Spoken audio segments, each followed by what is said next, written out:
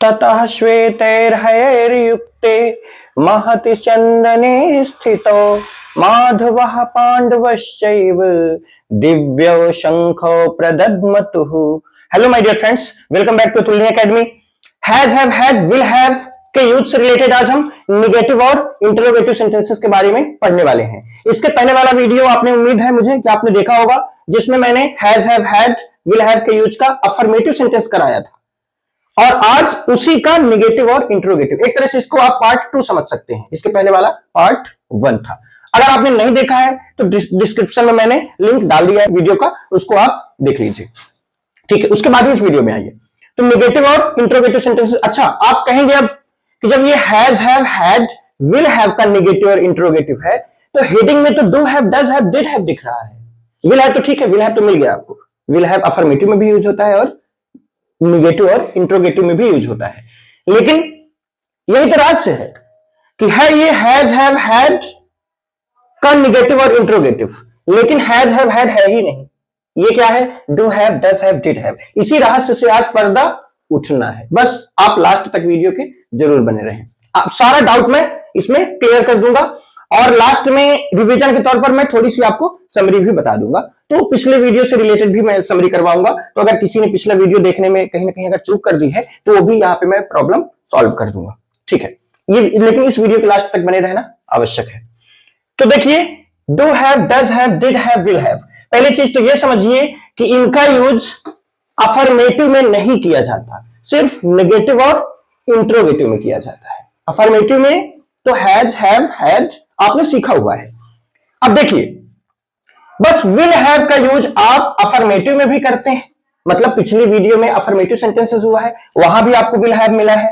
और will have का use negative और इंटरोगेटिव सेंटेंसेस में भी करते हैं।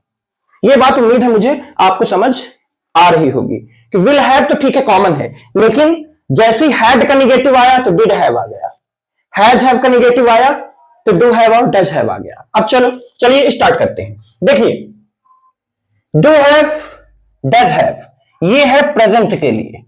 किसके लिए है ये? प्रेजेंट के लिए। डिड हैव है पास्ट के लिए और विल हैव है फ्यूचर के लिए।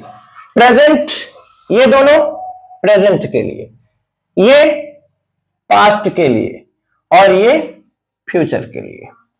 ठीक है, और एक चीज समझना है आपको कि ये जो do have, does have, did have, will have है, ये यूज करना है हेल्पिंग वर्ब की तरह। ध्यान रखिएगा ये बात, हेल्पिंग वर्ब्स है। टोटल आप ये मान लीजिए कि हेल्पिंग वर्ब्स के ये 2 वर्ड्स है। जैसे डू हैव, जैसे हेल्पिंग वर्ब आपने सीखी हुई है टेंस में, has been, 2 words. Will be, future continuous, will B.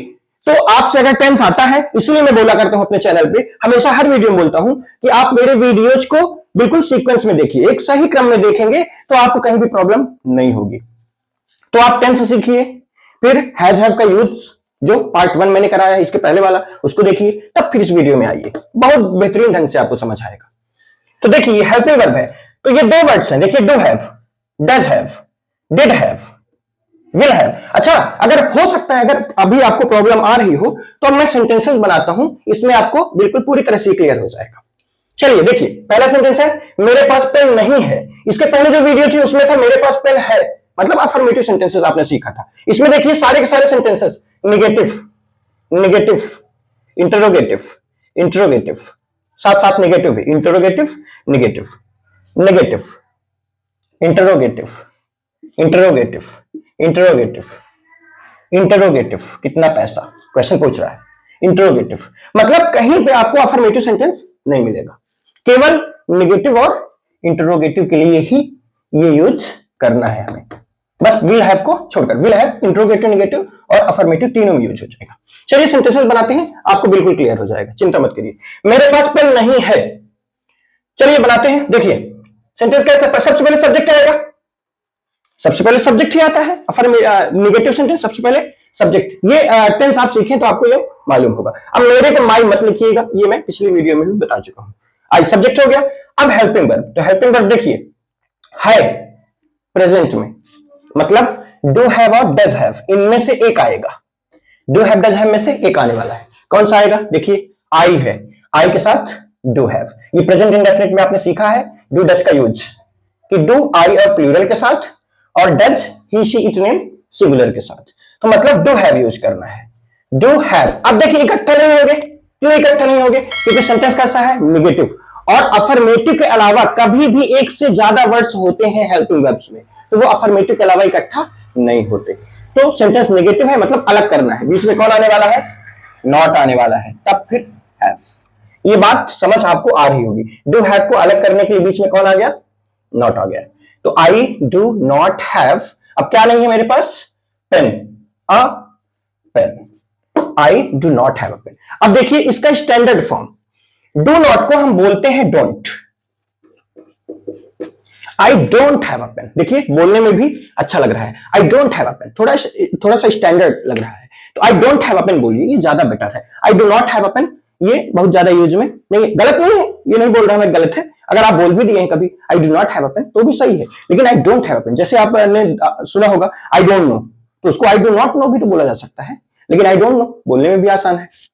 ठीक है, अब एक चीज और, यहां पे एक चीज समझिए कि जैसे मेरे पास पेन नहीं है, अब पेन ही नहीं है, एक भी नहीं है, तो इसको आप ऐसे भी कर सकते हैं, आई हैव नो पेन, ये भी सही है, लेकिन स्टैंडर्ड तरीका यही है, डू हैव का यूज करके, डू हैव का यूज करके। I don't have a pen ये वाला स्टैंडर्ड है, लेकिन आई हैव नो पेन भी गलत नहीं है। जब एक भी पेन ना हो तब हम नो का यूज कर सकते हैं, लेकिन जैसे ये सेंटेंस देखिए, मेरे पास 3 पेन नहीं है, अब इसमें 3 पेन नहीं है, मतलब हो सकता है 2 पेन हो सकता है 3 नहीं है 4 है, ऐसा भी तो हो सकता है, तो इसमें आप नो का यूज नहीं कर सकते। नो का यूज कब करना है? जब वो चीज है ही नहीं, जैसे पेन है ही नहीं, लेकिन इसमें 3 पेन नहीं है, मतलब 2 हो सकते हैं, अगर आप इसमें नो का यूज करेंगे तो गलत हो जाएगा। देखिए, तो इसमें हमें डू हैव डज हैव इन्हीं में से यूज करना पड़ेगा। तो मेरे पास 3 पेन नहीं है, प्रेजेंट में है, मतलब इन्हीं दोनों में से एक आने वाला है, कौन सा आएगा? आई, सब्जेक्ट आई है, आई के साथ डू हैव। अब इकट्ठा नहीं करना है, बीच में नॉट डालिए, तो डू नॉट हैव यानी डोंट हैव। अब ये मैं इकट्ठा लिख दे रहा हूं, समझ आ रहा होगा आपको। डू हैव के बीच में कौन आ गया? नॉट आ गया। तो आई डोंट हैव क्या नहीं है? 3 पेन यानी 3 pens. I don't have 3 pens, मेरे पास 3 पेन नहीं है। ठीक है, देखिए बोलने में आसान भी लग रहा है और थोड़ा सा स्टैंडर्ड भी लग रहा है। I don't have 3 pens. क्या उसके पास कार थी? अब देखिए यहां पे क्वेश्चन वर्ड शुरू में है, तो जब क्वेश्चन वर्ड शुरू में है तो कभी भी क्वेश्चन वर्ड शुरू में होता है। ये टेंस में मैंने पार्ट 4 में कराया हुआ है, 4 फार्मूले उसमें मैंने बताए हुए हैं कि क्वेश्चन वर्ड कभी भी शुरू में रहे तो हेल्पिंग वर्ड शुरू में आती है, क्वेश्चन वर्ड बीच में रहे तो सबसे पहले क्वेश्चन वर्ड लिखते हैं, क्वेश्चन वर्ड के तुरंत बाद हेल्पिंग वर्ब आती है, और इंट्रोगेटिव और निगेटिव अगर सेंटेंस आ गया तो सब्जेक्ट के बाद नॉट लगाते हैं। ये 4 फार्मूले मैंने कराए हुए हैं, देखिए। ठीक है, मैंने एक बार और बता दिया, अगर आपने पहले से भी वीडियो देखा है तो बेटर है। क्या उसके पास कार थी? क्वेश्चन वर्ड शुरू में है, मतलब हेल्पिंग वर्ब शुरू में आएगी। अब हेल्पिंग वर्ब शुरू में तो आएगी, लेकिन कौन सी हेल्पिंग वर्ब आए? देखिए हेल्पिंग वर्ब यही है, मैंने स्टार्टिंग में बोला आपको कि इन सबको क्या मानना है?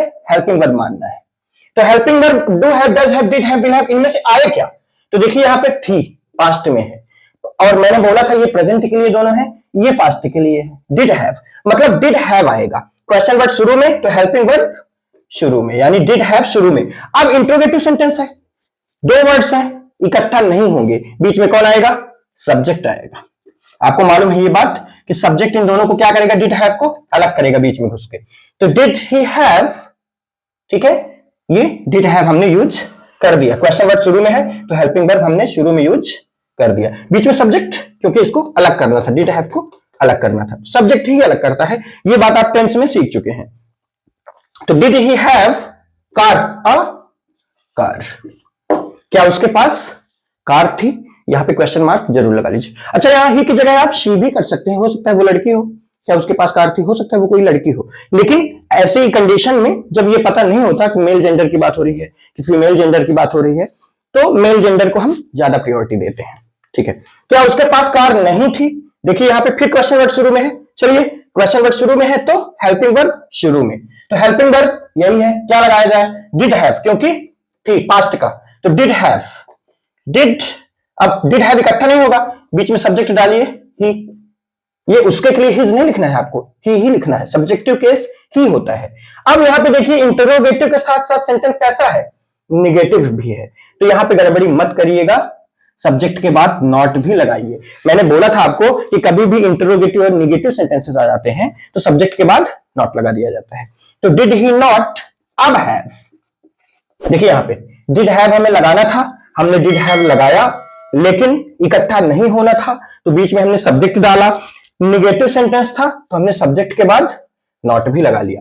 तो डिड ही नॉट हैव, अब क्या नहीं था, कार, अ कार।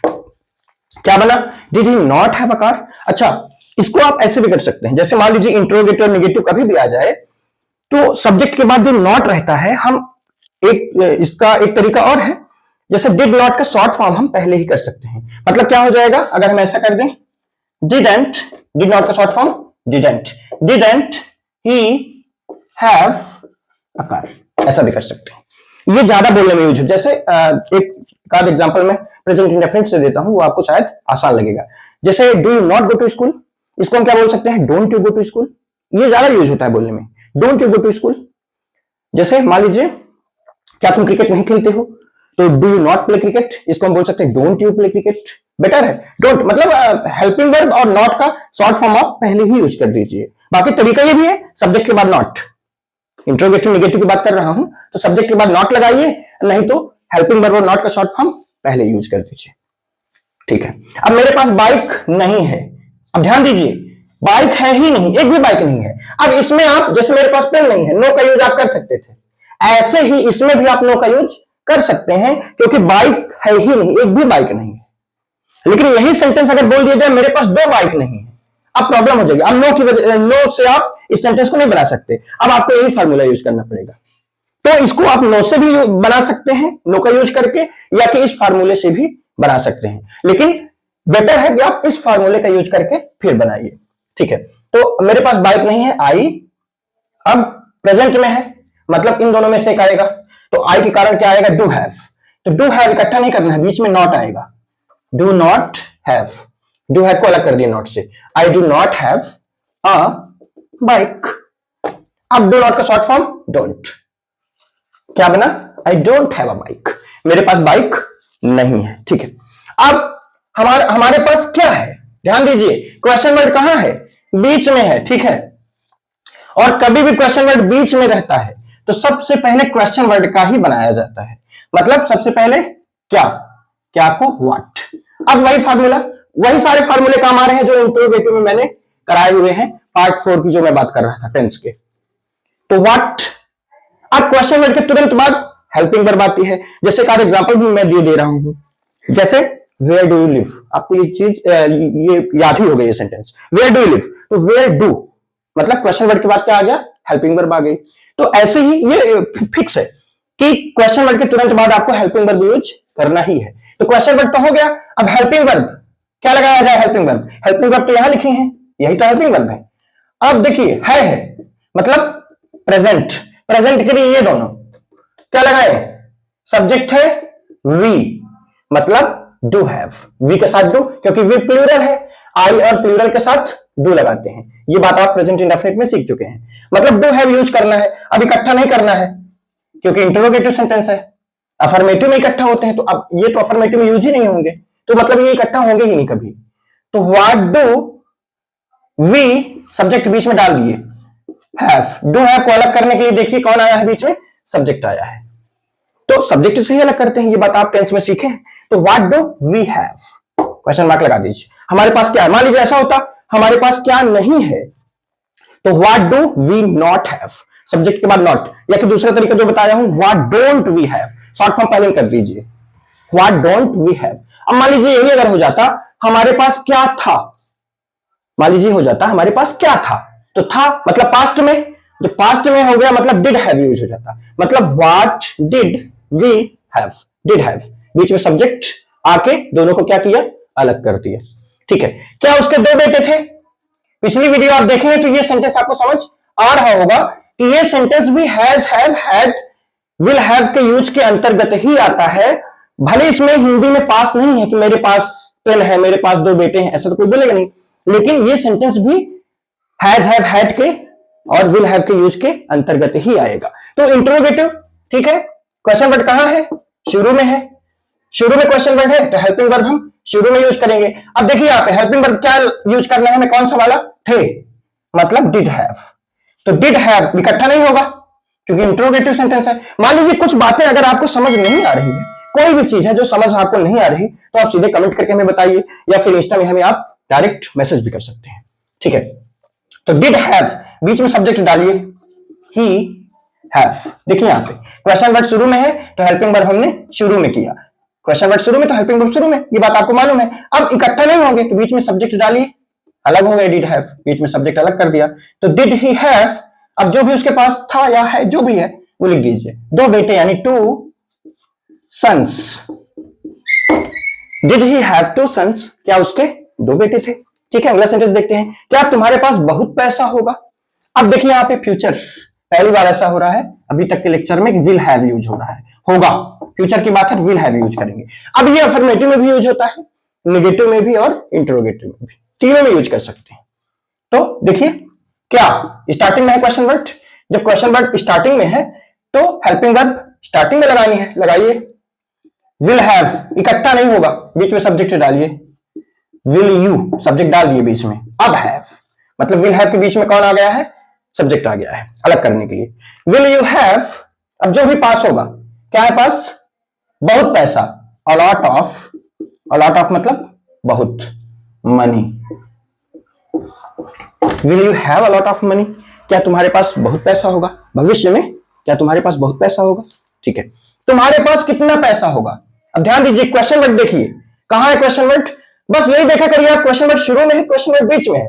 देखिए जैसे यहाँ पे बीच में था तो पहले क्वेश्चन वर्ड को बनाए, यहाँ शुरू में था तो पहले हेल्पिंग वर्ब आई, शुरू में है तो हेल्पिंग वर्ब आई, ऐसे ही बस क्वेश्चन वर्ड आपको देखना है। जैसे यहाँ देखिए क्वेश्चन वर्ड शुरू में, क्वेश्चन वर्ड शुरू में, ठीक है। नेगेटिव सेंटेंसेस तो सरल है, लेकिन इंट्रोगेटिव में आप यही देखा करिए कि क्वेश्चन वर्ड शुरू में है कि क्वेश्चन वर्ड बीच में। शुरू में अगर क्वेश्चन वर्ड है तो हेल्पिंग वर्ब शुरू में यूज कीजिए, और अगर क्वेश्चन वर्ड बीच में है तो सबसे पहले क्वेश्चन वर्ड, इसमें क्वेश्चन वर्ड बीच में है मतलब सबसे पहले क्वेश्चन वर्ड आएगा। लेकिन इसमें एक चीज आपको ध्यान रखनी पड़ेगी, कभी भी कितना कितने कितने, वैसे हाउ मच और हाउ मेनी का कॉन्सेप्ट जो है वो मैं अलग से करवाऊंगा, लेकिन फिलहाल के लिए मैं आपको बता दे रहा हूं।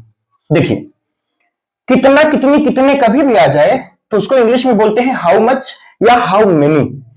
अब अगर काउंटेबल के साथ आ रहा है कितना कितनी कितनी तो उसको हम बोलेंगे हाउ मेनी, अनकाउंटेबल के साथ आ रहा है तो उसको हम बोलेंगे हाउ मच। अब पैसा अनकाउंटेबल है, ध्यान रखिए यहां गड़बड़ी मत करिएगा, पैसा ये मत सोचिए गिना जा सकता है, काउंटेबल है ऐसा नहीं, भले उसे हम गिनते हैं, वो हम नोट गिनते हैं, पैसा नहीं गिनते, किसी की धन दौलत गिनी नहीं जा सकती, तो ये अनकाउंटेबल के अंतर्गत आएगा। मतलब यहां पे कितना, हाउ मच यानी होगा। ये बात अगर आपको कम समझ आ रही है तो आप बिल्कुल भी परेशान मत हो, मैं आगे चल के हाउ मच और हाउ मेनी का एक कॉन्सेप्ट अलग से ही लाने वाला हूं। फिलहाल के लिए देखिए, अच्छा एक चीज और, कितना कितनी कितने कभी भी आए तो उसके बाद वाला वर्ड, जैसे इसके कितना के बाद वाला वर्ड क्या है, पैसा। जैसे मान लीजिए होता कितना पानी, कितने पेन, कितनी किताबें, तो ये दोनों वर्ड्स क्वेश्चन वर्ड माने जाते हैं, बस यही चीज आपको ध्यान रखना है। तो कितना पैसा तो कितना हाउ मच। अब यहां पे मान लीजिए अगर काउंटेबल होता पैसा तो यहां हाउ मेनी हो जाता, अब अनकाउंटेबल है पैसा, अनकाउंटेबल है तो इसलिए हाउ मच आया है। अब पैसा यानी मनी, ये हमारा क्वेश्चन वर्ड हुआ, ये पूरा का पूरा क्वेश्चन वर्ड है, मतलब हाउ मच मनी। अब मान लीजिए ऐसा हो जाता, एक आध एग्जांपल मैं और दे रहा हूं आपको समझ आ जाएगा। जैसे मान लीजिए ऐसा होता कितनी किताबें, how many books, how much नहीं हाउ मेनी, क्योंकि गिन लेंगे हम बुक्स को, हाउ मेनी बुक्स। जैसे मान लीजिए होता कितने पेन तो हाउ मेनी पेन्स, कितना पानी तो हाउ मच वाटर, क्योंकि फिर हम पानी को नहीं गिन पाएंगे तो हाउ मच आ जाएगा, हाउ मच वाटर। ऐसे कितना पैसा, हाउ मच मनी। ये हमारा क्या हो गया, question word, how much money. अब क्वेश्चन वर्ड के तुरंत बाद क्या आता है मालूम है आपको, हेल्पिंग वर्ब आती है। तो हेल्पिंग वर्ब देखिए क्या आएगा, होगा, फ्यूचर में है, मतलब हेल्पिंग वर्ब विल हैव, ये यूज करेंगे क्योंकि फ्यूचर का सेंटेंस है। तो विल हैव इकट्ठा नहीं होगा, ये इकट्ठा नहीं होंगे क्योंकि सेंटेंस इंटरोगेटिव है, तो विल हैव इकट्ठा नहीं करना है, बीच में कौन आएगा, सब्जेक्ट आएगा अलग करने के लिए। How much money will you have, ठीक है, कुछ बचा ही नहीं और क्वेश्चन मार्क लगाइए, how much money will you have, तुम्हारे पास कितना पैसा होगा, ठीक है। लास्ट सेंटेंस देखिए क्या है, क्या तुम्हारे पास पेन है, तो क्या तुम्हारे पास पेन है, क्वेश्चन वर्ड देखिए शुरू में है, मतलब हेल्पिंग वर्ब शुरू में लगाएंगे। चलिए कौन सा लगाए हेल्पिंग वर्ब, देखिए प्रेजेंट है प्रेजेंट, मतलब इनमें से आएगा, डू हैव डज हैव, इनमें से एक क्या लगाया जाए, यू सब्जेक्ट है यानी डू हैव। चलिए लगाते हैं, डू हैव इकट्ठा नहीं करना है, बीच में सब्जेक्ट डालिए, डू यू हैव, ठीक है, डू यू हैव। अब जो भी पास है क्या, पेन, पेन, क्वेश्चन मार्क लगा दीजिए। अब इसको do you have a pen, देखिए कितना बेटर लग रहा है बोलने में। आप ऐसा मत करिएगा हैव यू अ पेन, बहुत सारी बुक्स में ऐसा भी लिखा आपको मिलेगा, have you a pen, I have no pen, लेकिन आई हैव नो पेन ना बोल के आप बोलिए I don't have a pen, ज्यादा बेटर तरीका है, ठीक है। चलिए अब हम पिछली वीडियो को मिला के और इस वीडियो, दोनों वीडियोस को मिलाकर समराइज कर देते हैं, मतलब एक बार आपका रिवीजन करवाई दे रहे हैं, ठीक है। चलिए इन सेंटेंसेस के माध्यम से हम एक बार जल्दी से रिवीजन कर लेते हैं। उसके पास मोबाइल है, मतलब अफर्मेटिव सेंटेंस है, ही हैज अ मोबाइल, ठीक है, उसके पास मोबाइल है, ही के कारण हैज आया है। उसके पास मोबाइल नहीं था, देखिए यहां पे था मतलब हैड, नेगेटिव सेंटेंस है, तो ही हैड, ध्यान दीजिएगा, नो मोबाइल, ये भी सेंटेंस सही है क्योंकि मोबाइल था ही नहीं, एक भी नहीं था। लेकिन इसको हम एक तरीके से और बना सकते हैं, वो स्टैंडर्ड तरीका है हमारा, he didn't have, he didn't have a mobile, ठीक है, डिड हैव का यूज करके, डिड हैव का यूज करके अलग कर दिए नॉट से, ठीक है, था है इस वजह से डिड हैव। उसके पास मोबाइल नहीं है, ही, अब इस बार देखिए है मतलब प्रेजेंट में, तो he doesn't have a mobile. अब नहीं, मोबाइल नहीं है तो हम नो यूज कर सकते हैं, मतलब ही हैज नो मोबाइल, ऐसा भी हम इसको बना सकते हैं। लेकिन he doesn't have a mobile better. क्या उसके पास मोबाइल है?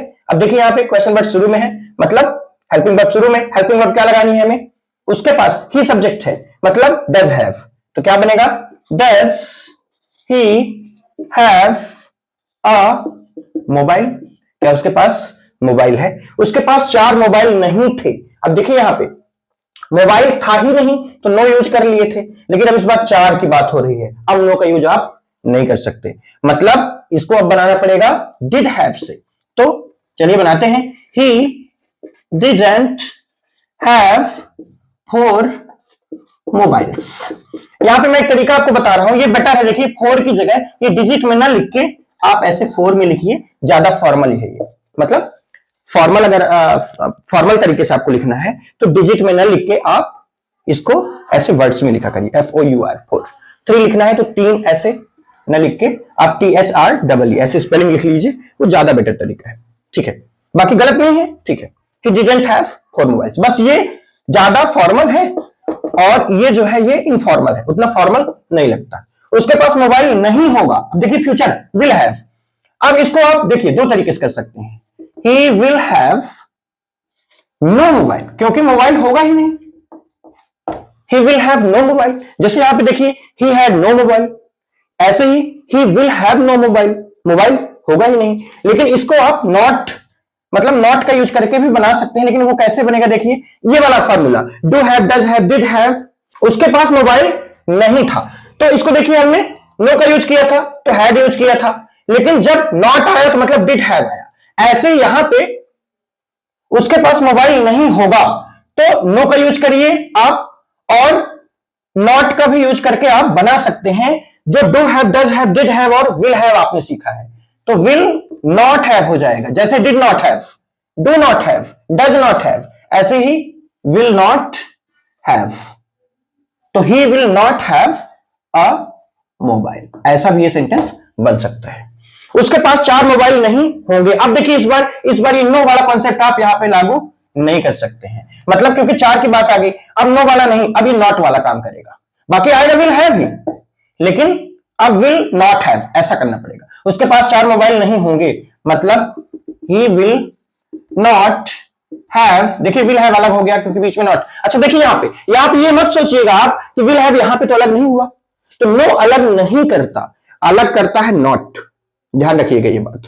तो he will not have 4 mobiles, he will not have 4 mobiles. क्या मुझे बुखार है, बस ये वो वाला कॉन्सेप्ट आ गया जिसमें पास्ट नहीं आता, लेकिन फिर भी रूल हमें has, have, had, will have का ही लगाना पड़ता है। तो क्या मुझे बुखार है, अब सेंटेंस कैसा है, इंट्रोगेटिव है, प्रेजेंट में है, मतलब do I have, do have use करेंगे, do I have a fever, ये मैं पिछली वीडियो में आपको बताया हूं, अब फीवर ऐसा हो जाता है। ये मत सोचिएगा कि अनकाउंटेबल है, हम गिन नहीं सकते फीवर को, अब फीवर क्यों हुआ? क्या अब फीवर, टू फीवर्स ऐसे थोड़ी ना होता है, लेकिन फीवर में आप ए लगाएं तभी सही है। अ कोल्ड, अ फीवर, ये बात आपको मैं पिछली वीडियो में बता चुका हूं। अब देखिए, मान लीजिए अफर्मेटिव होता, मुझे बुखार है तो आई हैव अ फीवर। मान लीजिए नेगेटिव होता, मुझे बुखार नहीं है, I don't have a fever. क्या मुझे बुखार है, do I have a fever, या कि क्या मुझे बुखार नहीं है। मान लीजिए इंटरोगेटिव के साथ साथ नेगेटिव भी हो जाता sentence, do I not, subject के बाद नॉट लगा लेते, या कि डू और नॉट का शॉर्ट फॉर्म पहले कर लेते, मतलब don't I have a fever. तो ये शॉर्ट फॉर्म वाला तरीका जो है ये बेटर है।